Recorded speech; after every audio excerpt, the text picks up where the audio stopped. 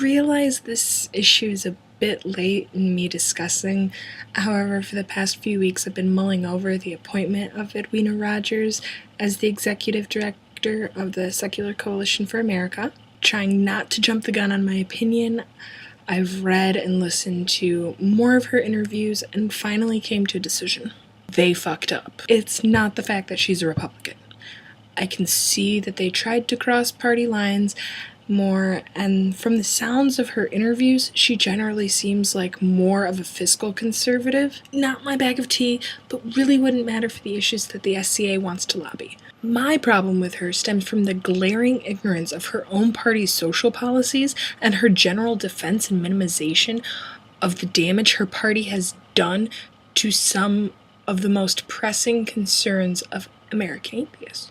Her interview with Greta Christina was very telling, perhaps in ways she didn't think it would be. She says in multiple places that she didn't think the Republican Party is predominantly anti-gay, anti-choice, or anti-separation church of state. Her justifications for such claims? She once saw a statistic from a Republican committee that said 70% of Republicans are pro-choice.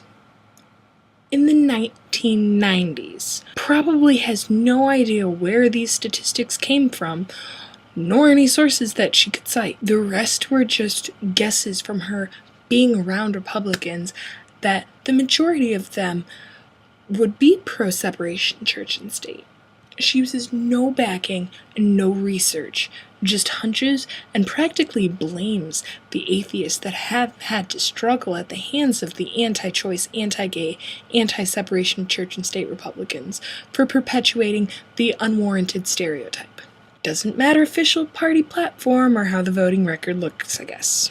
The reason that I feel that this is ultimately more destructive than good is that if you don't acknowledge the problem, you're never going to fix it. She's either extremely out of touch with her party's social platform, or she willfully ignores the fact that her party has worked so hard against everything the community she now represents has strived for. I mean, being somewhat ignorant to the work of the atheist community by and large is somewhat understandable considering she hasn't been that active in it.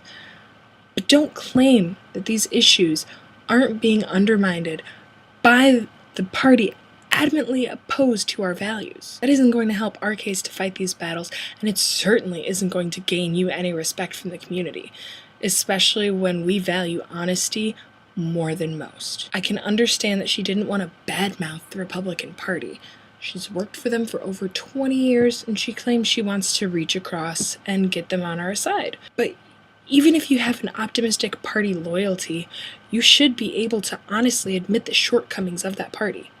I mean, I'm a very liberal person and a registered Democrat, but even I can openly acknowledge the issues within my own party. That doesn't mean that I'm going to instantly drop my party or demonize it, but if we can't acknowledge the areas that we need to be worked on, openly and honestly, how are we ever going to work on them?